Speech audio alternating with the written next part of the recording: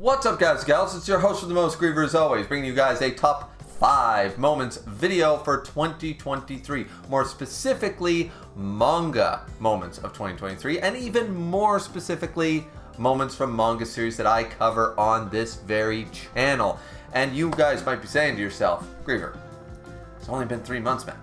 Why don't you wait until the end of the year, maybe make a top 10 or even a top 15 moments when we have more content to sink our teeth into, so to speak.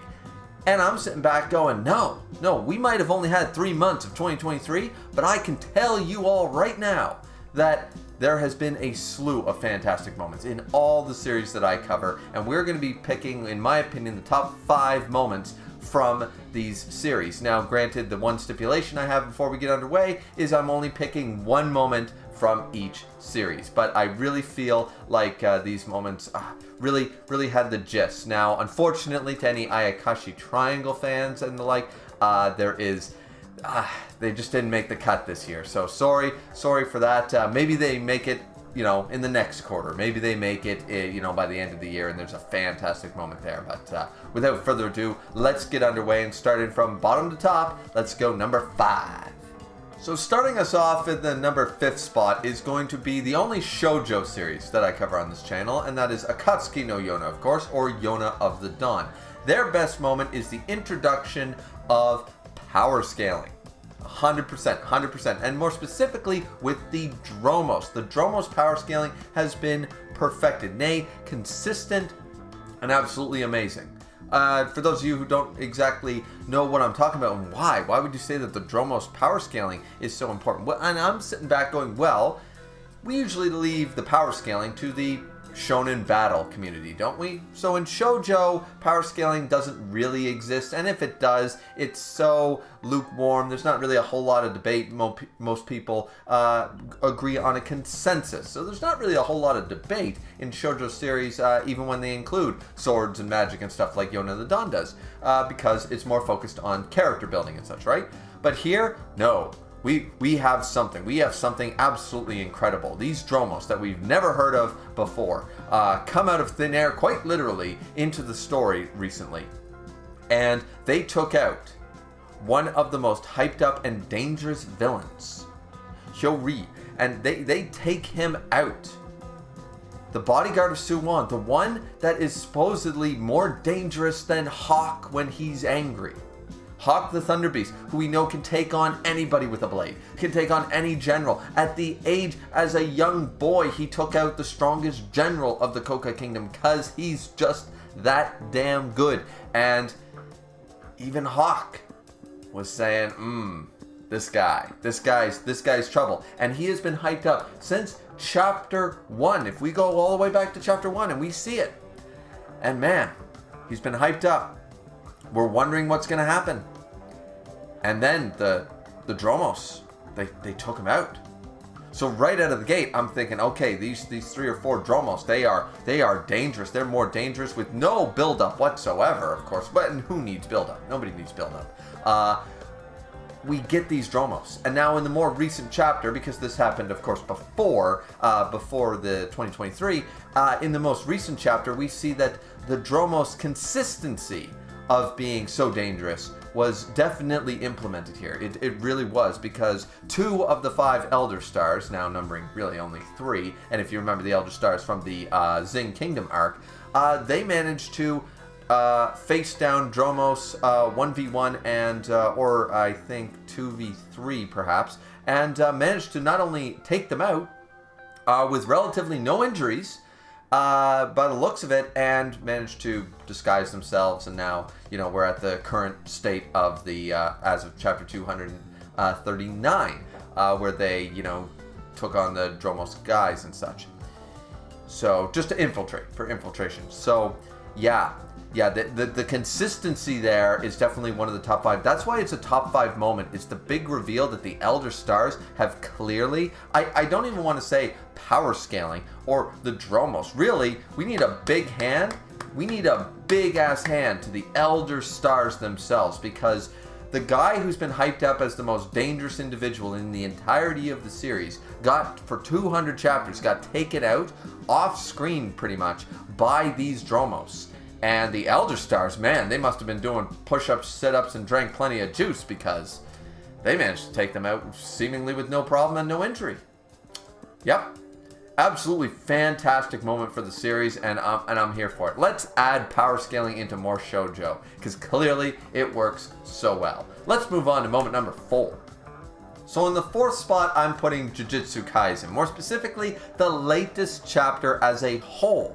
More so for subverting expectations. Gege did that phenomenally here in the latest chapter. Now, what exactly am I talking about? Well, we came off of a break for this chapter, and of course we know that breaks are necessary for mangas. They work very tirelessly, very, very hard, and sometimes before a break they'll leave us with a very tasty cliffhanger, something that we're going to be really pumped for the next 2 weeks while we wait for the new chapter after the break and such. And look no further than chapter 217, where Maharaga was about to be summoned. Sukuna is there, battling it out with a Heian sorcerer who is madly and crazily in love with him.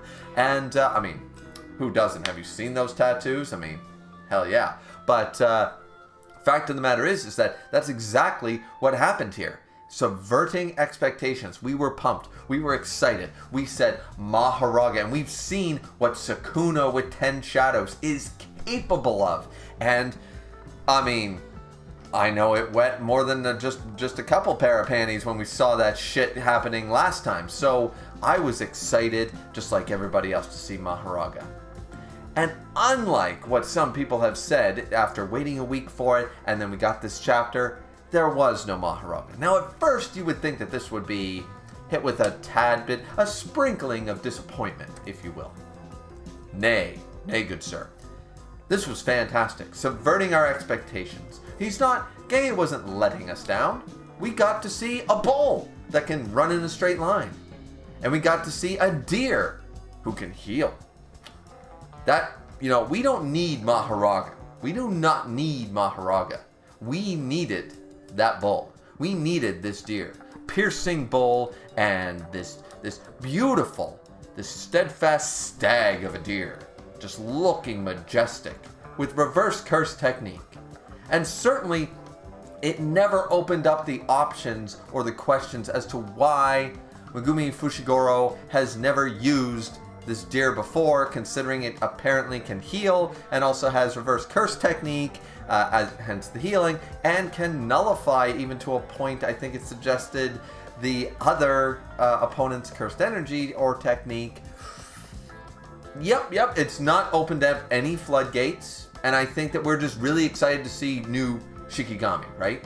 It doesn't open up plot holes or conveniences or absolutely nothing. And Maharaga, really, who cares? Who cares if we get to see Maharaga, Sukuna-controlled Maharaga? With the new design, I mean, we've seen how these things are designed grander and bigger and more badass because of the high cursed energy output that Sukuna, of course, has.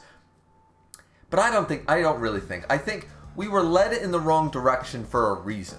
I think we were excited to see him, but really, do we need to see him? I'm just happy that we got the pirate captain's wheel above Sukuna's head. That's really the only cool thing about Maharaga to begin with. So the fact that it's there, floating above his head like a halo, seemingly not doing anything this chapter, but just aesthetically looking cool, hell yeah. One of the best moments so far for Jujutsu Kaisen, definitely subverting expectations and delivering on them for something even grander. So let's move on to moment number 3.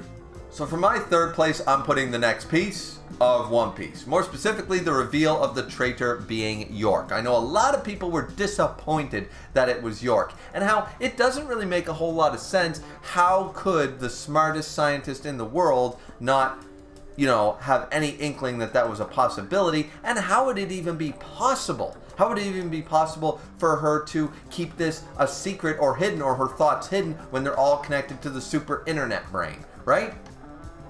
Well, those people just don't understand. That's just... No, that's not how that works. Even though it was told that that's how it works, that's not how this works. No. See, York is just beyond genius. 4D chess level. Wants to become a celestial dragon. absolutely wants to become a Celestial Dragon. With the knowledge, once again, Vegapunk has proven time and time again in this great arc, this fantastic Egghead Island has to be the best post-time skip arc without question. Without question, Egghead Island has been nothing short of amazing. I mean, we finally got to meet Vegapunk, and we've learned so much about the Void Century, so much about the history of the world, so much about, the One Piece in general, or Devil Fruits.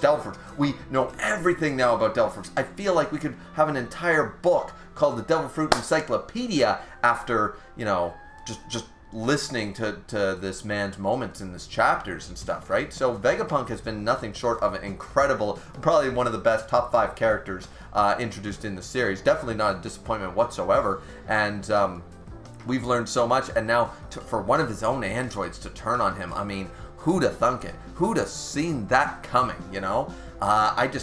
It's baffling. It's mindfully baffling. And the fact that, once again, and if it must be beyond all our reader comprehension that York, being revealed to be the traitor, with no suspicion, wants to become a Celestial Dragon, which makes total sense. Absolutely perfect sense. Her whole thing is eating, sleeping, and and shitting. That's her thing. And what do the Celestial Dragons do all day? So 100%.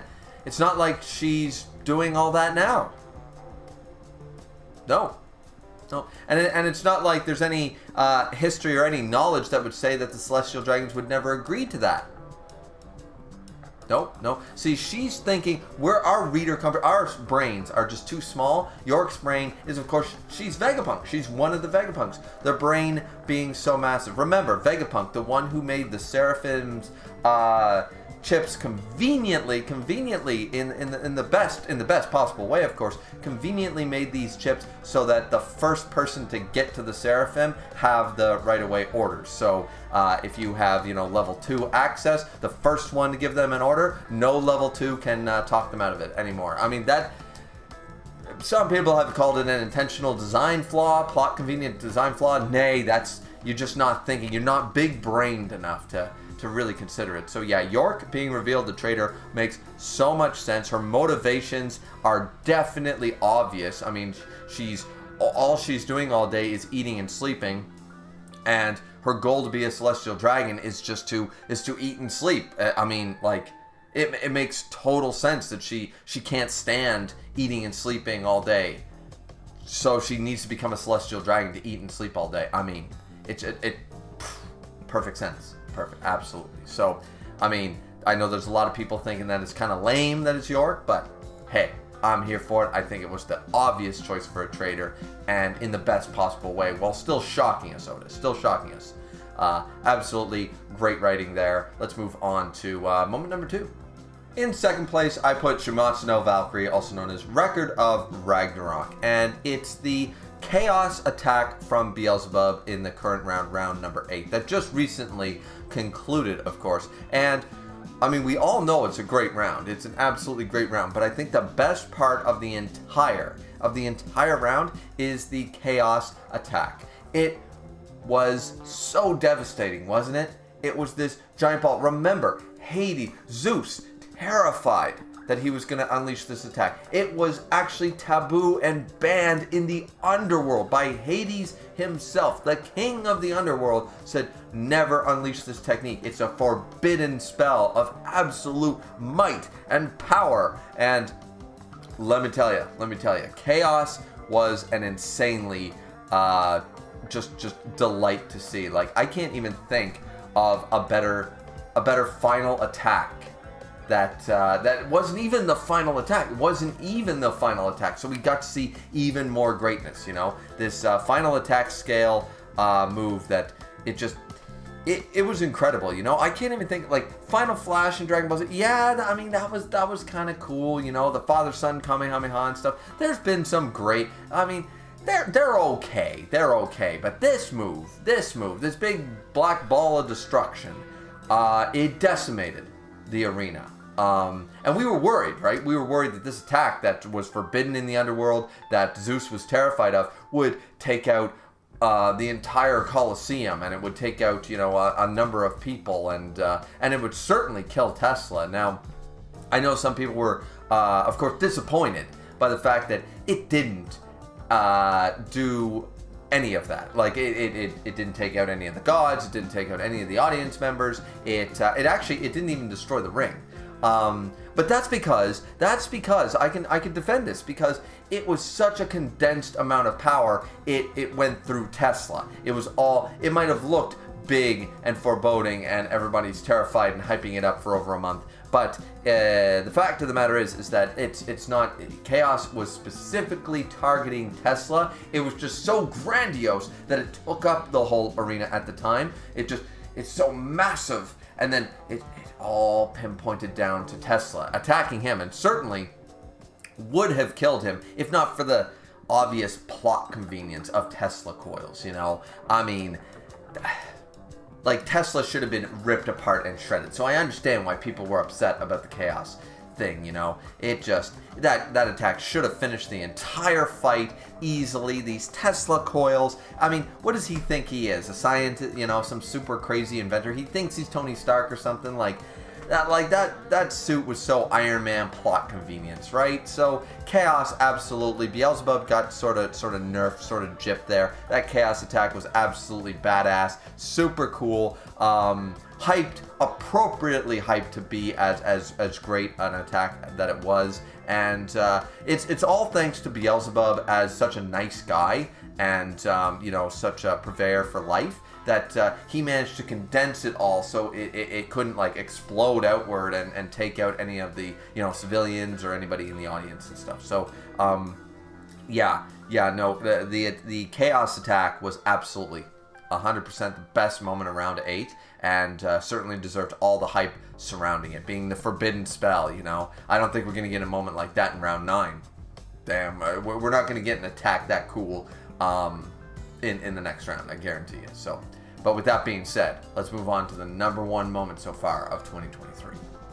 In my number 1 spot, you guys already guessed the moment. It should be on everybody's list. Even people who haven't actually even read the manga should know that this is the best moment, period, in manga 2023, is Kengan Omega. Oma is going to teach Koga the Nico style. The whole thing.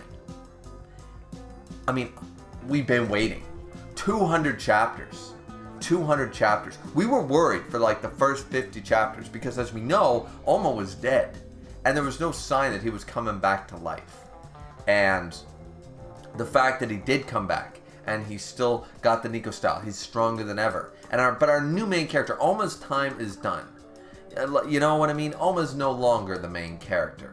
Oma, realistically, the only reason he's back is to be the mentor for our new, much better written main character, Koga, who never stated that he didn't want flashy and fancy techniques. And that the Nico style is clearly a version of karate, which is what, Koga practices, all that, I never saw a chapter. People keep saying like he's a karate guy, and it's like, there's no evidence of that.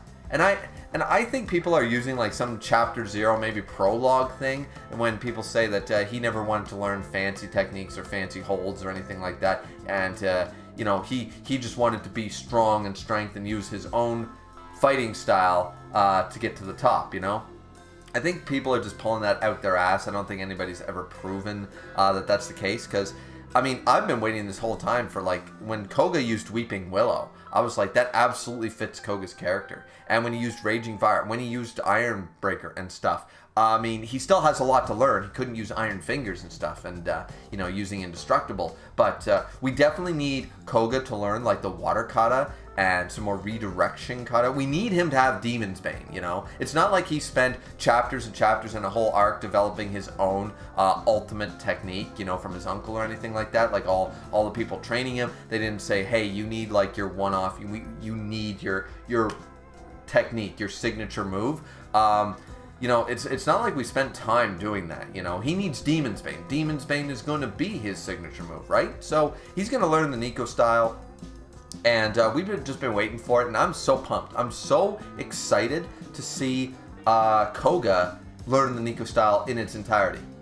Oma knows he's on his way out. Oma's, he used to be an S-tier fighter, and now he's kind of slipping, and he knows that he can't carry it forward, so he's really got to pass on the torch to the new main character, because Oma's clearly not strong enough anymore, probably going to die, you know, soon and stuff like that. And once again, maybe he should have just stayed dead. I mean, you know, Koga and Ryuki are such much better characters than Oma, clearly better written and stuff. So let's follow their arc and let the old man here, who already died once, just write him out of, you know. I suppose we can't really write him out of the story yet, because you still got to teach Koga the Nico style. But hell, we've had so many time skips so far in this manga. Like, why not? Why not do that? You know, just time skip it.